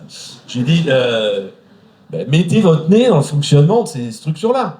Sachez à quoi elles servent et comment elles fonctionnent. Et arrêtez de dire, Bon, et je lui dis, peut-être qu'une cité, c'est peut-être pas la peine de s'acharner sur une cité, parce que voilà, ils font des opérations de film, de maintien de certaines populations en centre-ville. Par contre, effectivement, si vous allez un peu plus loin, et vous regardez ce que fait l'établissement public d'aménagement Euratlantique, qui est une structure dirigée par l'État pour faire de la rénovation urbaine, genre la Défense. Voilà, et sauf que ce truc-là, comme c'est une opération d'intérêt national portée par un établissement public d'aménagement qui relève directement du ministère, ça échappe totalement aux élus locaux. Enfin, ça échappe s'ils renoncent à mettre leur nez dedans. Voilà. Et moi, je me dis, va plutôt voir ça, parce que ça, c'est là plutôt qu'il y a des vrais enjeux. Et effectivement, si vous allez à Euratlantique, si vous regardez des visuels sur Atlantique, ils font la merde que font tous les EPA à peu près partout. Ils font la même merde que voilà, l'EPA Euro-Méditerranée a fait à Marseille, qu'ils ont fait à la Défense, etc., etc. Parce que c'est des logiques du ministère de la Transition sous tutelle de Bercy qui disent on vous donne du fric, mais ce fric il doit servir à faire venir des investisseurs et à tartiner, je ne sais pas si c'est du vocabulaire archi, mais à produire du logement dans des fiscs en masse, avec des ZAC un peu pourris, avec une hyper-densité souvent justifiée au nom du développement durable. On densifie parce que comme ça, on économise l'espace. Mais non, ils sont en train de fabriquer de la ville un peu carcérale et très laide et pas très sociale. Oui.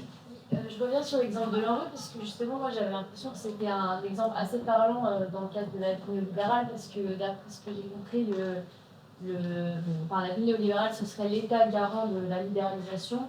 Et à la base, j'ai l'impression que l'ANRU c'est vraiment ça, c'est-à-dire l'État donne un peu les clés à du coup de la production de matière par les grands groupes de BTP, etc. Parce que du coup l'État va financer une partie, mais a quand même créé une agence, je pense qu'il y a l'ANRU, qui va être en partie privatisée parce que les financements vont être en partie privés avec Action Logement, qui est elle liée aux promoteurs et aux groupes de BTP. Et du coup, est-ce que l'ANRU, ce serait pas justement un bon exemple pour montrer ça avec les bénéfices que ça a Je crois que vous avez une future séance qui est consacrée à... Ouais. Alors là-dessus, moi je suis moins expert que Renaud Epstein dont je parlais. Alors, effectivement, il y a la mobilisation du 1% logement pour fabriquer du logement qui ne relève pas uniquement de ce qu'on trouve, des typologies qu'on trouve dans les grands ensembles d'habitat social. Donc on va plutôt faire de l'accession à la propriété dans ces, ou de l'investissement locatif dans ces... voilà, en mobilisant effectivement les fonds dormants du 1% logement. Donc effectivement, là, il y a un État qui mobilise une source de financement un peu dormante en faisant intervenir ceux qui pensent être en mesure de fabriquer du logement qui ne ressemble pas trop à du logement social, donc des promoteurs, etc. Et effectivement, on peut effectivement y voir une forme de néolibéralisme. Et puis, on peut aussi essayer de réfléchir à la manière dont la mixité sociale telle qu'elle est conçue en France ne relève pas du néolibéralisme. Alors c'est un peu contradictoire par rapport à ce que j'ai dit tout à l'heure, mais je joue intellectuellement là, parce que moi je suis pas un militant pur intello qui sert à rien. Donc et oui, la mixité sociale à la française, donc telle qu'on la conçoit, son sous-texte c'est pas bien quand il y a que des pauvres, c'est pas bien quand il y a que des noirs et des arabes. Il faut faire venir les classes moyennes.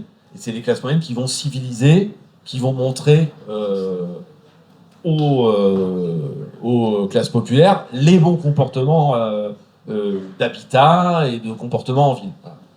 Et effectivement, et ça, c'est vrai que c'est un impensé qui est très présent dans la mixité, enfin dans le discours sur la mixité sociale. Parce que la mixité sociale, personne ne sait ce que c'est. De quoi on parle, comment on la mesure, est-ce qu'on la mesure à l'échelle d'une cage d'escalier, d'un immeuble, enfin, vous connaissez tous ces débats. Mais ce qu'on ressent quand même, c'est que quand les pauvres sont ensemble, c'est pas bien. Mais le pire, c'est que parfois les pauvres eux-mêmes disent ça. Oui, on en a marre qu'on est tous parqués, on est tous pareils. Voilà. Mais il y a quand même un certain nombre d'acteurs politiques qui disent en fait, si la mixité sociale, ça veut dire faire exploser les quartiers populaires, moi je suis pas d'accord. Parce que ça part d'une lecture misérabiliste des quartiers populaires qui part de l'idée qu'il ne se passe rien, c'est un désert social, il n'y a pas de lien social. Alors, ce qui n'est pas toujours vrai, ce qui est même souvent très faux. C'est même plutôt l'inverse qui est vrai, c'est plutôt les liens sociaux qui sont parfois trop forts et qui empêchent les individus. Donc voilà, il y a donc, j'invite à lire la préface du bouquin d'Olivier Masclet, La gauche et les cités, où il y a une interview d'un ancien maire de Gennevilliers qui dit bah ouais, moi j'ai décidé de rompre avec cette idée de la mixité sociale telle qu'on la conçoit. Parce qu'en gros, elle nous dit les quartiers populaires n'ont pas de légitimité à exister. Or, peut-être que ce qu'il faut dire, c'est que l'État, dans toutes ses ramifications, et les collectivités locales, doivent intervenir et rendre ces quartiers vivables et montrer de la considération pour ces quartiers et leurs habitants. Par contre, faire de l'ingénierie sociale pour dissoudre le pauvre, pour dissoudre la proportion de pauvres ou de catégories populaires, ça, c'est un truc qui, moralement, est discutable. Parce qu'il n'y a pas de raison que les quartiers populaires n'aient pas aussi leurs militants, aussi leur identité, aussi leurs réseaux sociaux, et aussi, pourquoi pas, leur capacité de se défendre et de se représenter, pour peu qu'on les laisse se représenter. Ça, il faudrait du coup en arrêter avec toutes les conneries sur le communautarisme, etc. Est-ce que vous voyez un lien entre la politique néolibérale et l'idée de métropolisation, c'est-à-dire de devant Paris, de grandir les villes pour les faire des grandes villes, pour les mettre au rang international? Ça, c'est une manière de faire une transition pour la prochaine. Oui, non, mais c'est une bonne question, parce qu'effectivement, là aussi, c'est quelque chose qui m'énerve un peu dans les discours critiques et militants, cette idée que la métropolisation, c'est mal. Alors déjà, je trouve qu'il y a un peu une manière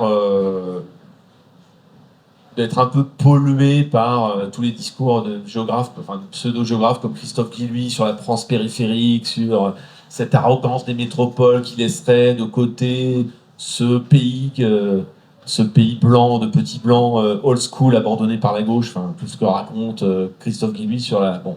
Donc ça m'énerve un peu, et voilà, je suis pas d'accord avec Faburel là-dessus. Enfin, voilà. Parce qu'en plus, on attend dans ces discours-là sur la métropolisation, alors je suis d'accord sur le fait que ce qu'on peut contester, c'est des politiques de métropolisation qui sont obsédées par la croissance, qui sont obsédées par l'organisation en ville et l'attraction en ville de tous les attributs de la métropolitude, donc les classes créatives, tous les équipements qui font métropole, gare TGV, centre de congrès, etc., quartier gentrifié. Ça, je suis d'accord, il faut alerter nos élus sur le fait que cette politique-là, elle a créé des dégâts, cette course à la croissance. Mais oui, sauf que... Oui, non, mais je suis d'accord. Alors, sauf que, par exemple, lorsque Faburel et ses potes commencent à dire que le Grand Paris, c'est un écocide, que voilà, on fabrique un grand métro, etc. Alors, moi, je suis d'accord sur le fait que peut-être, je n'ai pas été regardé de près, qu'il faut regarder la manière dont est fait ce grand métro, ce métro du Grand Paris, regarder quels intérêts sont derrière. Ça, je suis d'accord. Mais de rejeter de but en blanc toute politique métropolitaine, parce que le mot de métropole est aujourd'hui entaché d'une ignominie néolibérale, je suis pas d'accord. Parce que, je termine juste, parce que justement, ça permet de ne pas se poser la question de la gouvernance métropolitaine et de ne pas se poser la question de, ben voilà, d'accord, peut-être que c'est pas bien qu'il y ait 10 millions de personnes à Paris, dans la région parisienne, mais en attendant, ils sont là, et il faut bien qu'ils se déplacent. Alors, alors moi, ce qui m'agace fortement en plus dans ces histoires-là, c'est que cette critique de la métropolisation, elle met tout dans le même paquet. Paris, Bordeaux, Nantes, etc. Et les gars, faut arrêter. C'est mais de quoi on parle? Est-ce qu'on parle de la métropole institutionnelle ou est-ce qu'on parle de la métropole comme forme géographique, comme voilà, il faut vraiment distinguer les choses. Et je veux dire, et moi, ce qui m'énerve profondément, je serais le premier à dire Paris, ça suffit. Il faut revenir à une politique d'aménagement du territoire comme dans les années 60, tout projet d'implantation d'une entreprise de plus de, je sais plus, c'était 50 habitants, 50 salariés, soumis à une autorisation administrative. Et si on considère que c'est pas opportun, allez, tu te barres, tu vas à Limoges. C'est ça qu'on faisait dans les années 60. Et la politique d'aménagement du territoire dans les années 60, elle a créé les métropoles d'équilibre. Et c'est une politique, alors, dont on ne parle plus du tout, mais qui a eu des effets très positifs. C'est-à-dire qu'aujourd'hui, la métropolisation dans les villes de province, ça a fait sortir les villes de province de leur torpeur provinciale. Il y a, encore une fois, présentisme des jeunes. Il y a 20-30 ans, mais personne ne voulait aller à Bordeaux, personne ne voulait aller à Nantes, personne ne voulait aller à Marseille. Là, tous les Parisiens disaient « Ah, Marseille, c'est cool !» Mais personne ne voulait faire ça. Donc, la critique de la métropolisation qui consiste à dire « Ah, Bordeaux, c'est une métropole, c'est affreux. » Il faut arrêter. C'est 800 000 habitants, ça va, c'est encore gérable. Après, bon, alors vous allez me sortir « Oui, mais les villes moyennes, etc. » Il y a aussi quelqu'un qui veut parler de vis-à-vis de la métropolisation, et je pense que c'est à l'échelle des quartiers, des cités sociales, c'est à peu près la même chose, c'est-à-dire que finalement c'est des processus sur un temps long, et certes à un moment donné, il y a peut-être une forme de richesse parce qu'il y a une diversité de classes, raciales, etc. Et en fait, c'est voué à sans bourgeoisie, en fait, c'est voué à disparaître. Parce que dans tout processus de gentrification, il y a bien un moment donné où la classe dominante en fait prend le dessus et force en fait les populations les plus précaires et les plus marginalisées à aller vers l'extérieur. Et quand vous parliez des logements sociaux et des espaces publics, en fait, je ne voudrais pas bloquer qu'il n'y a pas de néolibéralisme à l'intérieur, parce que le logement social aujourd'hui, en tout cas dans le Paris Nord-Est, il est principalement fait pour la classe moyenne. Et en fait, il y a un processus de gentrification dans le privé, avec déjà des achats de biens et des gens gentils qui vont par eux-mêmes, quoi. Et il y a les politiques publiques qui vont gentrifier et qui vont, au nom de la mixité sociale, en fait, faire des logements sociaux pour classe moyenne. Et en fait, la volonté derrière, même si elle est inconsciente peut-être, mais c'est quand même de ramener en fait des classes qui ont un pouvoir d'achat et qui sont en capacité de maintenir des commerces, qui payent plus d'impôts, etc. Donc, en fait, il y a une logique néolibérale derrière ça. Et même pour l'espace public, on ne fait pas des espaces publics pour n'importe qui aujourd'hui. On fait des espaces publics pour une certaine classe. Et c'est toujours, quand c'est de la valorisation foncière, on crée un parc pour les enfants des classes bourgeoises, moyennes, socioculturelles, on va dire, élevées, quoi. Et du coup, contrairement à vous, et peut-être que justement je fais de la lecture de la je sais pas, j'ai l'impression que en fait, le néolibéralisme il est partout. Et même dans les assos de quartier, je suis dans une asso sportive de quartier, je vois le néolibéralisme dans mon asso de quartier, quoi. Je vois les coupures de budget, je vois la perte en fait d'investis en fait, de possibilités de faire autrement. Et du coup, vous disiez que il y a, peut-être que quand on se concentre beaucoup sur le néolibéralisme, on ne voit pas les autres possibilités. Du coup, c'est quoi ces autres possibilités? Et si vous avez des exemples, j'aimerais bien les voir. Mais, alors, effectivement, moi, je connais pas la situation parisienne. Enfin, je la connais livresquement parce que je lis, mais je la connais pas matériellement, de manière sensible. Et je les vois pas tous les jours. D'abord, une remarque sur votre question. Vous êtes passé de métropolisation à gentrification. Bon. Je pense qu'il faut aussi faire attention à ce qu'on entend par là. Peut-être qu'effectivement, la métropolisation, c'est la polarisation des espaces les plus attractifs de la ville dans un certain endroit, et cet endroit étant de plus en plus central, Paris intramuros, en gros, pour la faire courte, qui aurait des effets d'éviction de plus en plus loin et par cercles concentriques de plus en plus larges sur désormais la première couronne, etc. Alors effectivement, si c'est ça, je suis d'accord, c'est un problème. Effectivement, on avait moins de problèmes quand on était confronté à une configuration où les classes supérieures avaient plutôt tendance à se desserrer, plutôt à privilégier des implantations suburbaines, des installations suburbaines, parce que voilà, ils allaient créer de la valeur là où il n'y en avait pas, et ils ne se battaient pas pour les mêmes quartiers que d'autres groupes sociaux. Donc effectivement, là, effectivement, on a pure école de Chicago, on a un phénomène de forte compétition autour des espaces. Bon. Alors après, sur l'autre question, quels sont les autres mécanismes? Alors les autres mécanismes, c'est ce que j'ai indiqué un peu plus tôt, c'est-à-dire que aujourd'hui il y a des forces politiques, bien entendu plutôt marquées à gauche, qui proposent autre chose.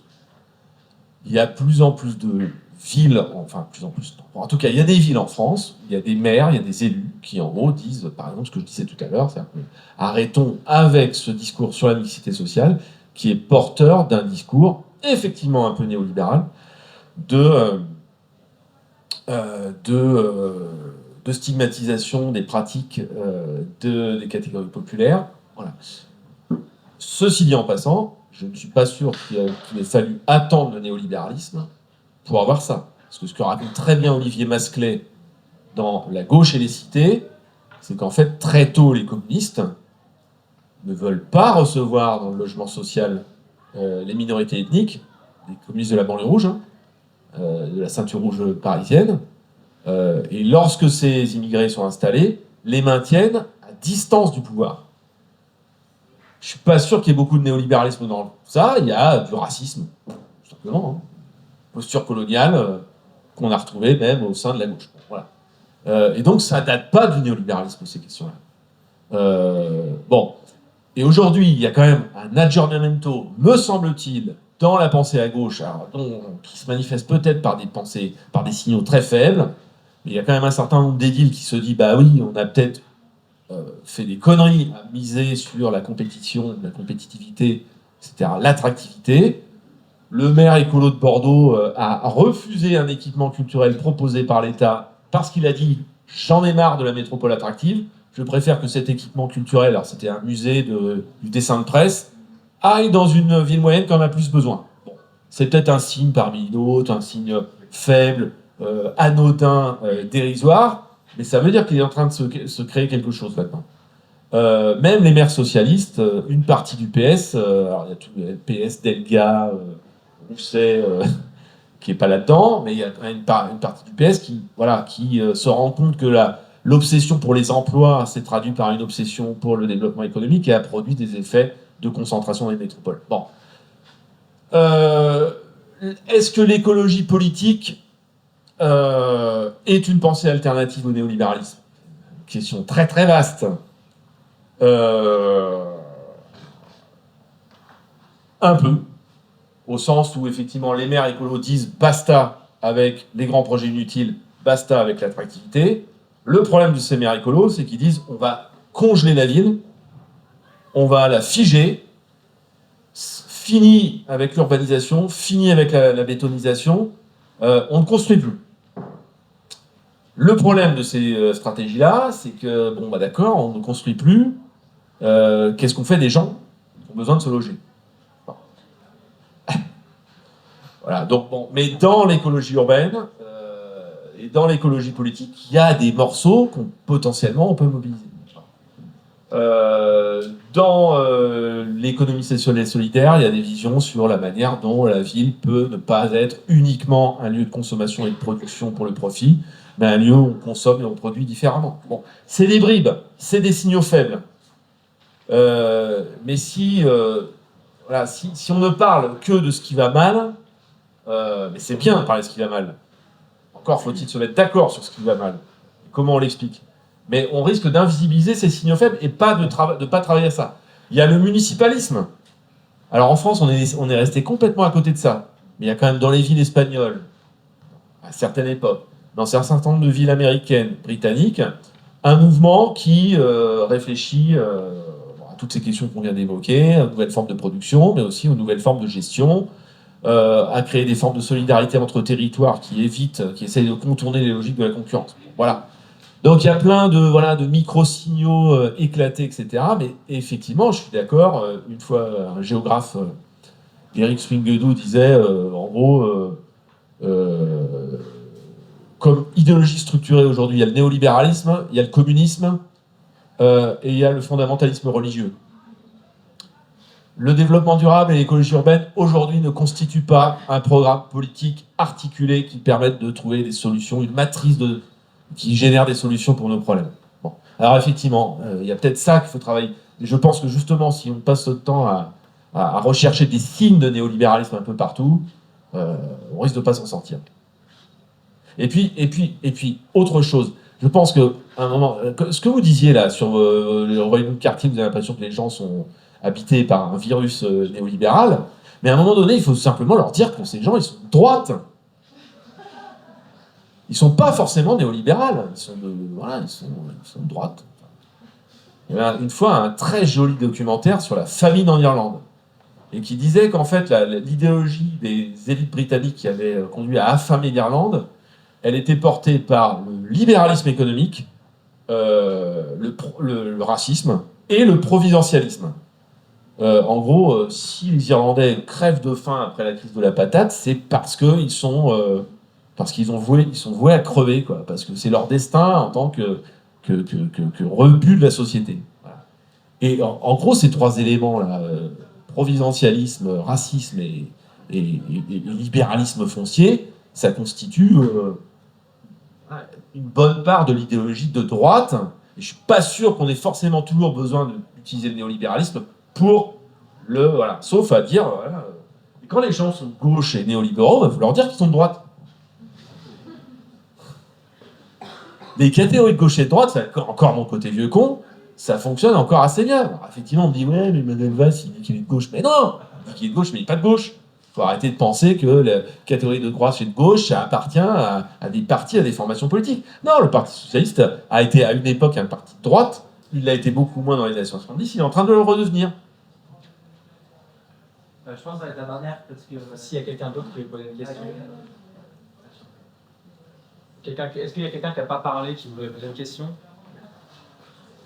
Moi, j'ai pas eu une question, j'ai peut-être une remarque juste pour accentuer un peu ce que tu as dit, mais je trouve que la difficulté pour nous, c'est de comprendre c'est quoi nos leviers d'action vraiment en tant qu'architecte, parce que nous, ce qu'on fait, c'est répondre à une demande extérieure, et du coup, comme on n'a pas vraiment de contrôle sur cette demande extérieure, se positionner par rapport à cette demande, c'est plutôt simple, c'est genre le faire, pas le faire, mais encore, mais sans travail à faire, du coup, comment est-ce que nous, j'ai l'impression que le métier architecte, il est en train d'évoluer, en fait, on doit s'intéresser à qui fait la demande, qu'est-ce qu'il ne prend pas bien, ou qu'est-ce qu'il ne prend pas là, et du coup, il y a un truc de...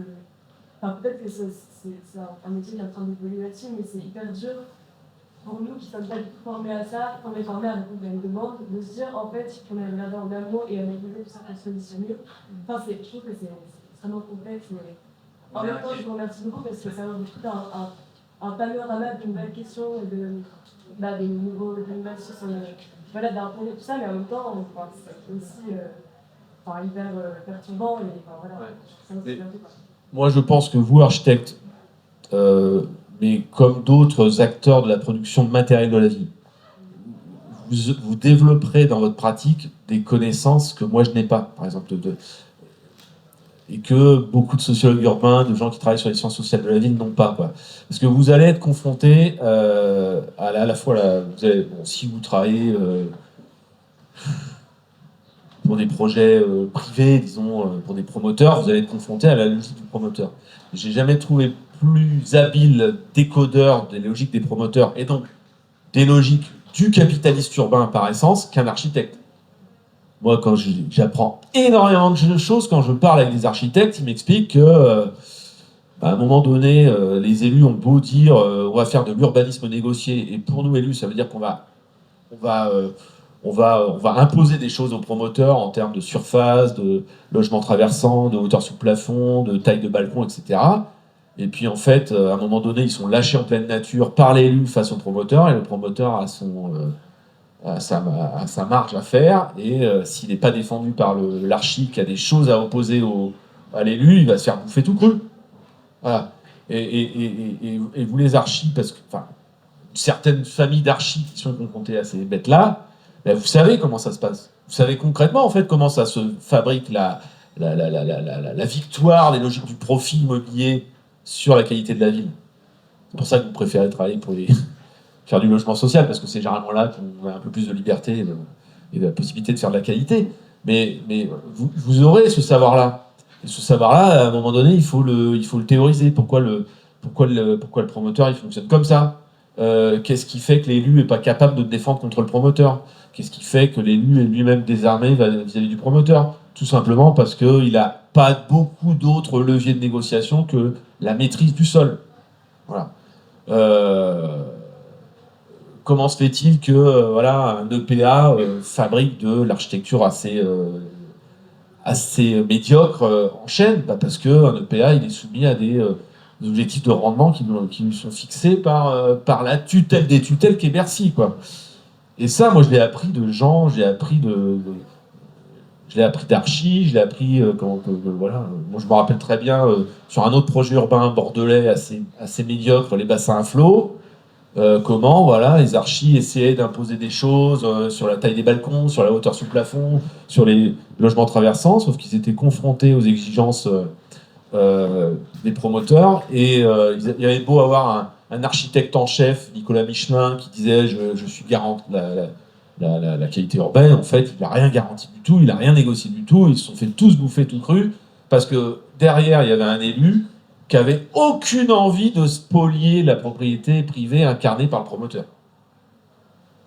Et ça, c'est dans des logiques d'action concrètes qu'on le perçoit. Je sais pas, moi je suis pas en position de vous donner des conseils, mais continuez à avoir une activité intellectuelle et critique dans votre pratique. Ouais, on peut finir là-dessus. Ah ouais, bon, bah, merci beaucoup pour votre conférence. Merci à vous.